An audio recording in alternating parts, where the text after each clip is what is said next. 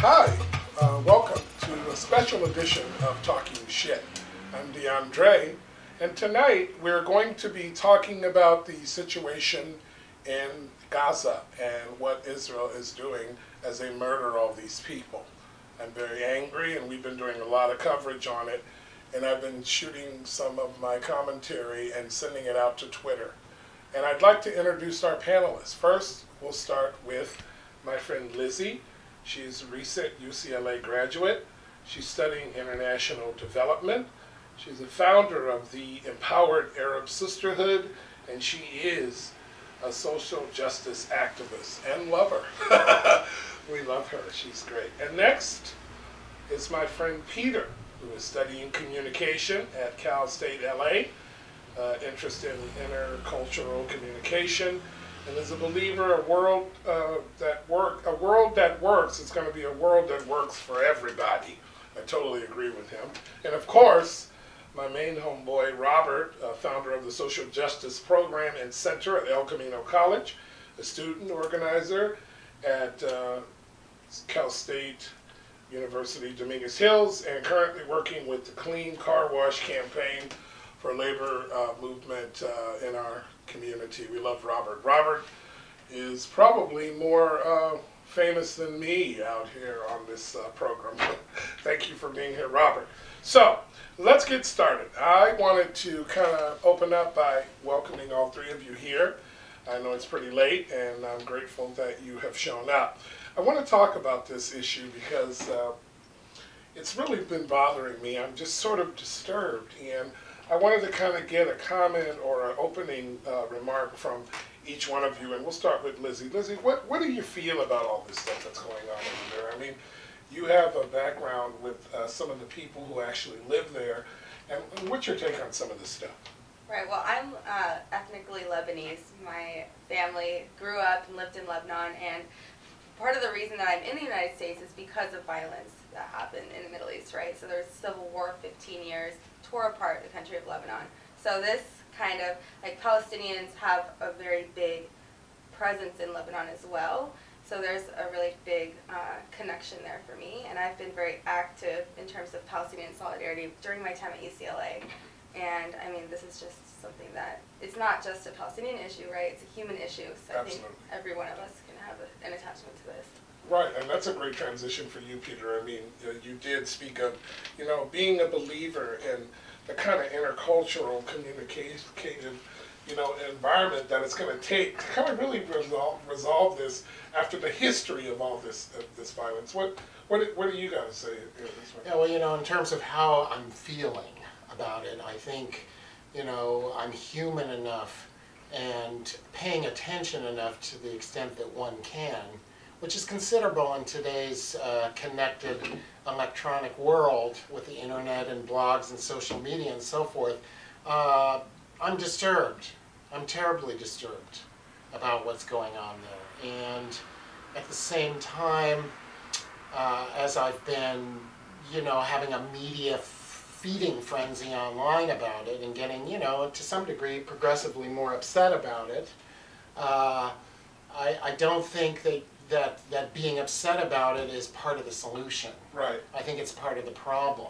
Right. And the challenge that I've been looking for within myself is how to frame this in a way where I can find a place to stand where I can address the question of what can I do that's helpful. Right, and I think as part of my anxiety, you have been acting as sort of a spiritual therapist for me, because with a lot of the wisdom and knowledge that you have on the issues, I've been learning just a plethora of things from you, and I really appreciate. Robert, what do you have to say about just the whole humanitarian aspect of this, and just the, you know, the absence of any kind of voice legitimately from these people? It seems it doesn't seem like anybody is really speaking up for these people that live there and who are going through some of the violence. What's your take on this stuff? I think there are plenty of people. I think that the majority of the world supports the Palestinians. Unfortunately, in our mainstream media, you don't see any of those voices, and when you do, it's, you know, the debate is never open for being critical of Israel. Right. But there are voices all around the world. There's people taking to the streets in massive numbers. I mean, 50,000 people were just in D.C. today in support of the Palestinians. Pretty much all of Central and South America have spoken out against, you know, what some are calling the genocide of Palestinians. So I think that there are a lot of voices, both within the UN, within different professional communities, within the international community, actors, actresses, activists, labor. There are a lot of voices speaking, you know, out against the crimes against the Palestinians, but we don't see those voices in the mainstream media. We see a very different dialogue taking place. But with social media, we're seeing a very different conversation taking place, and seeing massive supports, at least I am seeing massive supports on social media for the Palestinians. I know in my age group, I don't really want to announce or brag about it, but I've just been so ignorantly informed about how, you know, part of being from this country and having a sort of Christian Judeo background, I've been sort of automatically through, you know, being educated as, you know, Israel has always been right about how violent it has to really get over there because of these alleged rockets that are coming over. And so we're taught, I was taught, I can't speak for everybody in my age group, but I was taught that no matter what, all things are right by way of Israel's behavior. And that's what's really been bothering me, because as I've gotten older, and I was talking to you the other night, it's just, what country on the planet can claim perfection about everything they've ever done, both sociologically and realistically? I mean, that's what's really bothering me. I think that nobody, like Robert said, is saying, hey, wait a minute, Israel, I mean, back up. You need to do some sort of a inner, you know, like search about your behavior. And I want to bring up this to you, Lizzie, it's the kids. I'm really upset about how many children are being affected with all this violence over there in that area. What's your take on that? I mean, have you been seeing that? Yeah, I mean, the violence from within the West Bank, within Gaza, and now also bleeding into the West Bank too, indiscriminate violence. And as you all probably know, you know, the majority is women and children. Right. And so this isn't just, I mean, it's veiled as a sort of attack to find Hamas and to clear out the tunnels and, you know, these rockets that are coming over, when really this is just an arbitrary starting point. It's supposedly started with you know, 3 Israeli teenagers that were kidnapped and killed, and but the problem really extends decades back. You Absolutely. know, so the way Israel has been framing it to the world, because global perception is #1, right? Right. Is that, you know, we're just defending ourselves. Right. But I mean, to personalize, let me put this in a different way, kind of. So imagine that there's like a big bully sitting on top of a small child, okay? And whenever the small child tries to slap the bully, get him off, the bully starts beating him with an iron rod and says, well, I'm defending myself, he kept trying to slap me. Right. So that's kind of the situation that's happening in Israel right now. Is this is an occupier and an occupied territory. And it's not just a conflict, and I don't like to use the word conflict because it seems like there's an equal playing field between the two sides, when really there's one that is backed by the #1 superpower in the world, which is the United States. $3 billion going to their military every year. I mean, we guard them from like UN sanctions, everything. So they have that. They have their Iron Dome, like top military in the world, and then defenseless people who have effectively been starved economically, socially, culturally, everything. Like their borders are blocked, their airspace is guarded, and it's completely controlled by Israel. Right. So to say that Israel has a right to defend itself against rockets, sure it does, but this is not that sort of situation. The question is really, do they have the right to use brutal force to maintain a violent occupation? I think the answer is no. I totally agree with you. In fact, Peter and I were talking in a nutshell, like what, because you've been doing a lot of research. This isn't just an opinionated rant for you. What have you really kind of uncovered as you've been studying more about like what Lizzie is discussing, the history of all of this stuff? How could you summarize it based on what you've been witnessing from what you've read to what you've seen today, how is it all kind of pieced together for you and how you see what's going on? Well, I think Lizzie said something very important when she used the word framing. You know, and framing is like, what are the parameters of how you're going to look at something, through what lens, to what extent, what's part of it or not.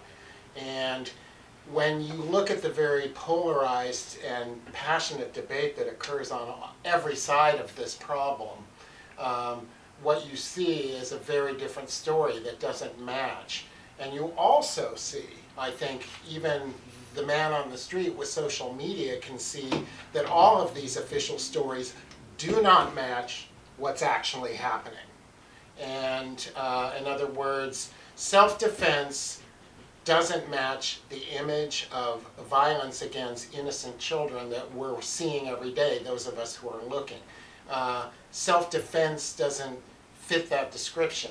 So the bigger frame is like what the whole situation is in the first place. Right. And my interest in this is not just, you know, some idealistic vision of it that so I can feel better about it. You know, there is a hashtag trending on, and I don't know to what extent it's trending, but it exists on Twitter, and it's called Arabs and Jews Who Refuse to Hate One Another. And, you know, that's an example of something that has generated itself outside of the realm of the framing that exists on the polarized end of this conflict. Right. And I think that until we start to generate something from the ground up that comes from people, not the governments, you know, that the argument that it exists between the governments and the defense of the governments, such as the United States, that are actually without the United States, none of this would be happening. And nobody would argue with that. So as an American citizen who pays taxes and votes and feels some responsibility and obligation, you know, it's very much something that I think everyone in this country has a moral obligation to address. And I think that you really do have to go back to 1948, you have to go back to 1900 to really appreciate how things got to be the way they are. And we don't have time to get into all the details, but the takeaway of that for me has been much of the rhetoric and much of the mythology, such as Arabs and Jews have been hating each other for centuries, what can we do about it, is simply not true. It's simply not true. It's ridiculous. And the fact of the matter is, Arabs and Jews, culturally speaking, have the capacity to live together in peace and harmony. Yeah. However, there are some thornier issues that are at the core of it, and I think for me, again, just to throw this out without really getting into it, when you have the objective of having a religious state, and you try to say that it's possible to do that in a way where you have a democracy that has peace and freedom for everybody available, whether they're part of that religion or not, it's a corrupt notion to think that such a thing is possible. And I don't care what religion, I don't care what people, and I don't care what example of this type of endeavor you can find throughout history. A religious state as a egalitarian democracy, I don't think it's possible, frankly. Well, what do you really believe, and I want to ask all three of you, and I just want to go right down the line. Do you really believe that, who do you believe out of all three parties involved want actually a two-state solution? Do you believe America wants it? Do you believe the Palestinian community wants it? Do you believe Israel wants it? I mean, what's your take on that, Robert? Do you believe that people really actually would like to see a two-state solution here? I think that Israel doesn't want it. I think that the United States doesn't want it. And I think that at this point, all the Palestinians want is peace. Right. They want the right to live. Right. And they're being denied that right. Right. And no matter what anyone's saying about the issue on either side, if you look at the facts, right, like UN statistics, the people who are being killed, right, are indiscriminately Palestinian civilians. 76% of the people who have been killed, right, Palestinians have been killed have been civilians. And the vast majority of those have been children. Right. Right? They're destroying entire neighborhoods. Right. Right? They've just decreased the territory of the Strip by 40%, going 3 kilometers in, destroyed entire neighborhoods within that buffer zone, right? And on the Israel side, the casualties have only been 7% civilian. That's horrible. And of those people, you know, and the amount of bodies on the Israel side are very small. So when you look at things like that, it really kind of changes, you know, like, is Israel really looking for a two-state solution, or are they trying to drive out the Palestinians for a purely Jewish state? And just sort of push them into the ocean. Okay, what do you think about the two-state solution? Who do you think is like bullshitting us, and who's actually being real about it? It's a very interesting question, because everyone assumes, right, that's just kind of the base assumption. And, oh, everyone's goal is a two-state solution, of course. But really, if you look at it, there is no two-state solution on the agenda for Israel at all. No. I mean, they have made it impossible for there to be a viable two-state, for there to be a viable Palestinian state whatsoever. Especially when you look at, in the West Bank, just the way that the settlement expansion, illegal Jewish-only settlement expansion, over 20 years of quote-unquote peace talks that have only enabled this to go on and on and on. It's just, like, you can look at a map right now of the West Bank and just look at where the areas have been sanctioned off for Jewish-only roads, Jewish-only infrastructure, Jewish-only housing, and it literally looks like cottage cheese because it has just been so poked up. Right. So it's just, it's made it literally impossible for there to be an actually two-state. So that's just sort of the ongoing fantasy that, right? Yeah. And that's it's the guise, right? So it's kind of a mirage to let the violent occupation keep going. And to be honest, military occupations are supposed to be temporary, but this has been 40+ years, and it's looking permanent. Yeah. So.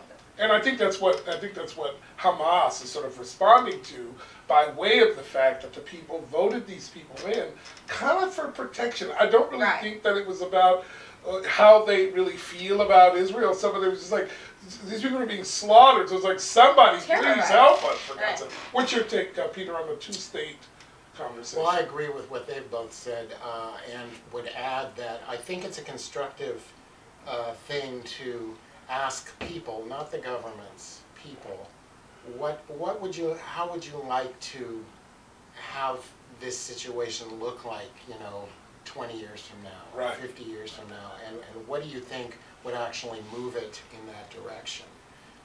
Because if you listen to the rhetoric of Israel gives its reasons why they can't negotiate with the Palestinians, and why they could never be secure if Palestine was an independent state that could arm itself and be in control of itself.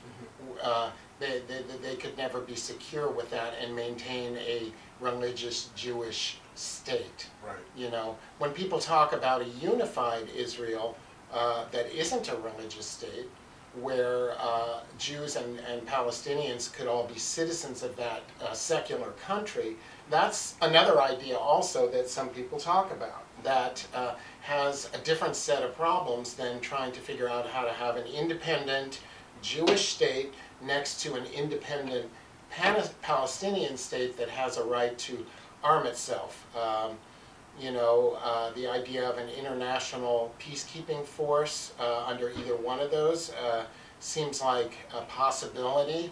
But I think that in the end of the day, it's a hearts and minds battle that's going to have to come from the bottom up. I don't think that the government of Israel, as it stands now, or the leadership of Hamas, as it stands now, are ever going to settle anything. Well, because what it's turning into is more of like I'm not touching you, I'm not touching, like when you're in the backseat of your car and you're fucking with your brother, and so, my question... Very much like that, yeah, I would say. One of the things that, too, I wanted to ask about is the idea, I heard Bill Maher say, and I have a lot of respect for Bill, but I really got pissed off the other night. He was saying that, the people in the Gaza Strip had their choice. They chose this government, so now they must accept the violence that, Israel has to offer them as a result of making, I guess, what Norm Chomsky calls the wrong choice. If they would have chose somebody a little bit more in favor of what Israel wants for the people in Gaza, then maybe there would be less violence. So this idea that we're sort of just stuck with Israel sort of killing all these people until further notice is just really sort of frightening, right? Regardless of whatever the outcome is, the idea that we're just going to keep killing these people. Nelson Mandela and the African National Union, Congress, were labeled and dealt with by the United States as terrorist organizations for much of my life. Right. You know, when you are involved in an action, and our own government has plenty of examples, you have to justify it. And the problem, I pray for all sides of this conflict, because you lose your soul when you have to, as a nation, as a people, as a group conscience, when you have to justify what we're seeing now going on a day-by-day basis. When you have to say, we have to do this in order to, when you have to make a rationale that makes that okay, that's very expensive in terms of your own morality. Absolutely. A couple more quick points before we wrap up here. Robert, you know, I know that you've done a lot of like grassroots sort of organizing, and I really have a lot of respect for your skills, and of course it's no wonder why you and Lizzie have become so great friends with this type of work. As an organizer, a much better organizer than our current president, I might add. I've had some choice words for my friend. And Robert and I have had this ongoing sort of conversation about President Obama, and I was talking to Peter too. It's like, as an organizer, what are some of the things, like Peter asked, what could you see happening, and I'll ask both of you, like, what could you see happening at the grassroots level, besides the fact that we need to stop killing kids? What could the adults do over there to kind of get something really going, to really change the environment of how they're pretending, or how we say the Israelis want this peace or whatever? What could happen at an organization level? I don't know in terms of there, because it's a completely different context. But in terms of what we could do here, you know, the boycott and divestment strategy stateside, you know, in terms of the apartheid in South Africa, was very effective. And I know that there are a lot of efforts within the United States to also take on a boycott and divestment strategy. A lot of people, a lot of very close friends of mine within the CSU system have been actively organizing divestment campaigns. And I feel that we have a lot of power here in the United States to create the type of change that took place in South Africa historically, that we can use those similar tactics to create, you know, a similar, you know, solution. And look at how long a period of time we have in such a short period of time. I don't want to lie and say that there's been all this progress. I don't like those sort of comb over ideas, but Peter keeps bringing up social media. I think this is the best time more than ever to do exactly what you're saying, because people like me, as ignorant as I am about some of the issues, I just feel like it's been really simple for me to say, you know what, enough of this bullshit. We need to do something, even if it's talk shit about it, and kind of bring people to the table like you're saying, and really converse about stopping all this stuff. Back to the organizing thing, or the organizing question, what do you see, Lizzie, as some a way, in spite of what Robert's saying, or in lieu of what Robert's saying, what else could we do to sort of organize against this bullshit? I'm sick of it. Right. Well, first of all, I just want to backtrack a little bit and say that, you know, in 2005, you know, Palestinian civil society came out with boycott, divestment, and sanctions call, which is what Robert was referring to earlier. And so the boycott part is, you know, don't buy goods that are Israel or made in occupied territories, right? Don't reward them with profits. The divestment part is something that I've been very involved in, which is happening, as Robert said, in the CSU level, at the UC level, just across universities, and also different organizations that have investments with companies that are profiting from the violation of Palestinian human rights. And I'll give you a few examples. So like Caterpillar, you know, the, what's it called? Bulldozers, right? Yeah. Right. Those are the bulldozers that are used to demolish Palestinian homes to expand, to build, you know, areas just for Jewish-only settlements. Or Apache helicopters, the ones that are being used in airstrikes all the time. HP provides the electronics that are used in checkpoints, illegal checkpoints scattered throughout the West Bank, so that, imagine you're like trying to get from home to work, and to do so you have to pass through 2 or 3 checkpoints along the way with, you know, 21 or something year old Israeli guards that are armed with, you know, automatic weapons. Like, it's terrifying. So many women have not been able to, have had to give birth at checkpoints because they're not able to get to hospitals on time. It's just freedom of movement and fundamental human right is denied. So HP provides that. So what we need to do is take our money out of these companies and tell them, at the end of the day, in today's capitalist society, people don't listen to morality anymore. It's all about profits. So we need to make it less profitable to violate human rights. When all other efforts are failing in this case, in this situation. So. I totally agree with you. I was talking about it on the show the other night. It's like, you know, I would even go and take a look at who provides these body bags. I mean, whatever it takes to really get people to pay attention to regular, common people. You keep saying it's not just about the government, but like, what are we going to do as common people?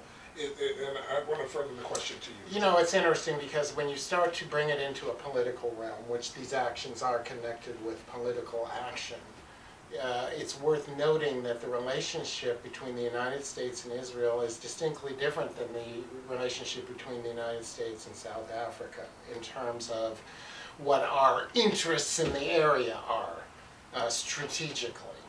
And it's also, a big difference is that South Africa, in its former incarnation, never had something equivalent to AIPAC, a lobbying organization of unprecedented power and influence that across the board, across the Democratic and Republican divide to this day, officials from John Kerry and Obama and people that are on the most liberal progressive end of our government, you know, are literally afraid to say anything that violates this sacred bond. There's a reason for that. Hold that thought. Hold that. There's a reason.